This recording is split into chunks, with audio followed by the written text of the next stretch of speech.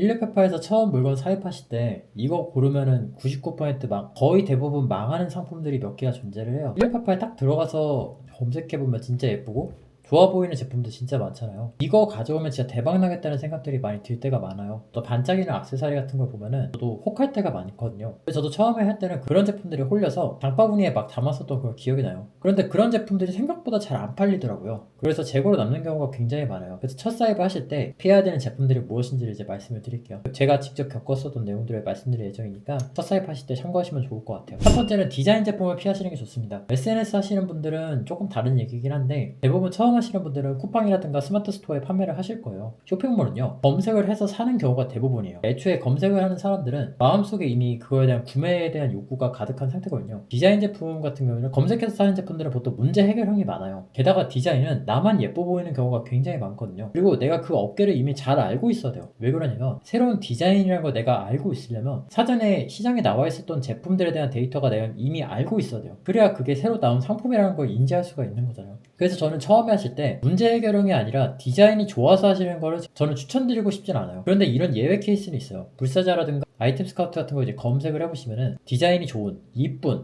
그런 검색어가 들어간 키워드를 발견할 수가 있어요. 그런 곳들은 애초에 수요가 있는 거니까 시작을 해볼만 하죠. 보통 이제 인테리어 소품 같은 것들이 그런 쪽에 속하고요. 화이트 톤의 인테리어라든가 아니면 뭐 휴지통이라든가 분리수거함이라든가 그런 것들은 색감을 보고 사는 경우도 많기 때문에 그런 필드에서는 좀 괜찮은데 웬만하면 처음에 디자인으로 시작하시는 건 저는 비추천드립니다. 두 번째는 크리스마스랑 빼빼로 같은 이벤트가 짧은 아이템들은 첫 사입으로 비추천해요. 그 시기 동안 나머지를 다 털어내야 되다 보니까 그게 생각보다 쉽지가 않아요. 하루 이틀 만에 택배를 1000건을 싼다는 건 생각보다 쉬운 일이 아니거든요. 기간이 짧게 되면 난이도가 급상승을 해버려요. 그래서 그거를 못 털게 되면 다음 크리스마스까지 기다려야 되는데 저는 계절성 아이템, 그러니까 여름이나 겨울이라든가 그런 계절성 아이템에 대해서는 좋은 생각을 가지고 있는 편인데 이벤트성에 대해서는 좀 회의적이라는 게 제 생각이에요. 그 재고를 터시는 경우는 잘 못 봤어요. 저 같은 경우는 이제 강아지 옷 중에서 이제 할로윈 옷이라든가 크리스마스라든가 그런 게 희소하기 때문에 처음에 시작을 했었어요. 왜냐면은 공급자가 적다고 생각했었거든요. 공급자가 적기 때문에 내가 거기서 공급자로 들어가면 괜찮지 않을까라는 생각을 했었는데 판매 시기열이 짧게 되면은 공급자가 적더라도 난이도가 급상승하기 때문에 그런 부분에서 저는 좀 비추천드리고 싶어요. 세 번째는 너무 대중적인 걸 피하랍니다. 쉽게 말하면은 대중적인 거는 판매하기가 굉장히 힘들어요. 이게 무슨 소리냐면 식기, 숟가락, 젓가락 그런 것들 있잖아요. 그런 것들은 굉장히 범용적이잖아요. 그런 것들은 판매가 쉽지 않아요. 범용적인지 아닌지가 잘 판단이 안 되신다면 이거를 내가 누군가한테 선물했을 때 당할까 당하지 않을까라는 생각을 해보시면 좋을 것 같아요. 아무튼 이야기를 돌아와서 이런 필드들의 문제점 중에 하나가 너무 잘하는 사람들이 많아요. 쉽게 얘기하면 기업의 입장에서는요, 매출이 크고 안정적인 게 좋아요. 재구매가 꾸준히 일어나는 필드가 안정성이 좋다 보니 회사 입장에서는 그쪽에서 자리 잡기 희망하죠. 대체적으로 간식, 사료, 영양제, 닭가슴살 뭐 이런 필드들이 대부분인 거죠. 범하고 있으신 분들은 회사들의 경쟁력이 업계를 통틀어서도 굉장히 높은 수준일 가능성이 굉장히 높아요. 이런 필드들은 대부분이 다 범용적이군요. 신규로 진입을 하는 입장에서는 그 브랜드들이 갖고 있었던 설득력을 내가 뛰어넘을 수 있어야 내 거를 판매를 할 수 있단 말이에요. 그렇잖아요. 내가 만약에 스마트폰을 만들어서 판매를 한다고 하면 애플, 삼성을 뛰어넘어서 내 거를 사야 될 이유를 만들어 줘야 되잖아요. 범용적인 제품들은 별로 추천드리고 싶지 않아요. 차라리 코메처럼 정말 애매한 1인 가구용이라든가 그런 쪽이 훨씬 더 낫다고 생각을 해요. 그런 의미에서 제가 한 가지만 더 말씀드리면 저는 박람회를 갈 필요가 그렇게까지 많지 않다고 생각해요. 왜냐하면 박람회에 갖고 오는 제품들은 대부분이 다 범용성이 넓은 제품들이에요. 그릇이라든가 식기라든가 그런 것들을 정말 많이 갖고 와요. 이걸 생각해보면 어떻게 보면 당연한 게 그 전시회에 자기 물건을 팔러 오시는 분들은 누가 올지를 모르는데 관심이 없을 만한 마이너 제품을 갖다 놓으면 그거를 안 볼 거 아니에요. 관심이 없으니까. 그렇기 때문에 필연적으로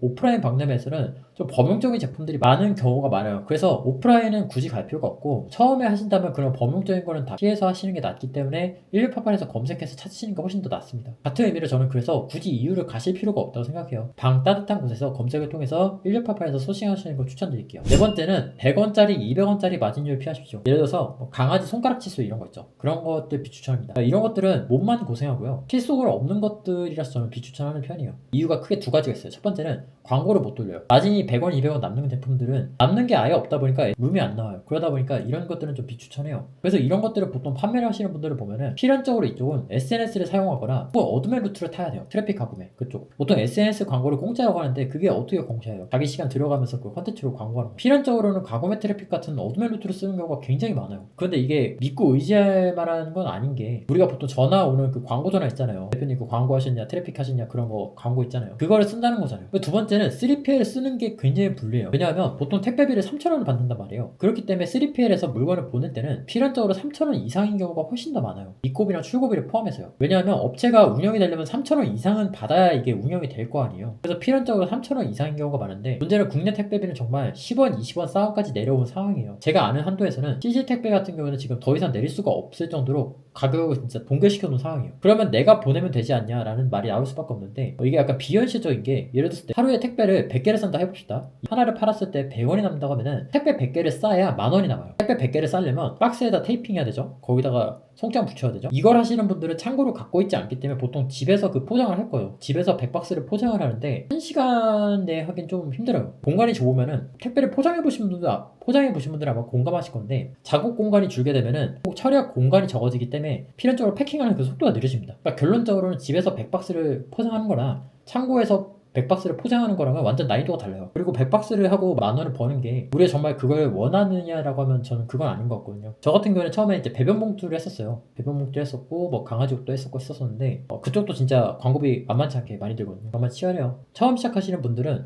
이런 100원 뛰기, 200원 뛰기 제품들을 저는 비추천 드릴게요. 구매하시는 분들, 그러니까 그 택배에서 마진을 남겨 그런 모델을 갖고 계신 분들이 훨씬 더 유리하다고 생각해요. 이렇게 네 가지는 제가 피해야 되는 상품이라고 저는 생각을 합니다. 정리해보면은, 첫 번째 디자인 제품, 두 번째 이벤트성 제품, 세 번째 대중적인 제품, 네 번째 100원, 200원 마진 남는 상품. 이런 제품들은 비추천하고, 처음 하시는 분들은 저는 이런 거는 지양하시는 게 낫다고 생각을 해요. 반대로 추천하는 제품이 있나요? 라고 물어보시면은, 기존에는 내가 공부하기 귀찮았지만 지금 당장 필요해서 검색하는 제품이 저는 베스트라고 생각을 해요. 빨래 건조대 같은 게 있죠. 빨래 건조대, 분리수거통, 그런 제품들. 그러니까 지금 당장 필요하지만 별도로 이제 공부를 하지 않는 그런 제품군들이 저는 훨씬 낫다고 생각을 하고, 그리고 마지막으로 드릴 말씀이 있다면은, 처음에 내가 사입을 했을 때 그 필드를 딱 하나를 잡으셨으면 그 필드를 그냥 계속 미시는 게 훨씬 낫습니다. 왜냐하면은 창의력이라는 게 내가 기존에 이미 많이 알고 있어야 발휘가 되는 거였더라고요. 그 상품이 정말 창의적이라고 말을 할 수 있으려면 기존에 있었던 시장 상품들이 어떤 게 있는지를 미리 알고 있어야 이게 창의적인지 아닌지를 그때서야 판별을 할 수 있더라고요. 그래서 오늘은 제가 하지 않는 네 가지 제품, 마지막으로 추천하는 제품군까지 이제 말씀을 드렸어요.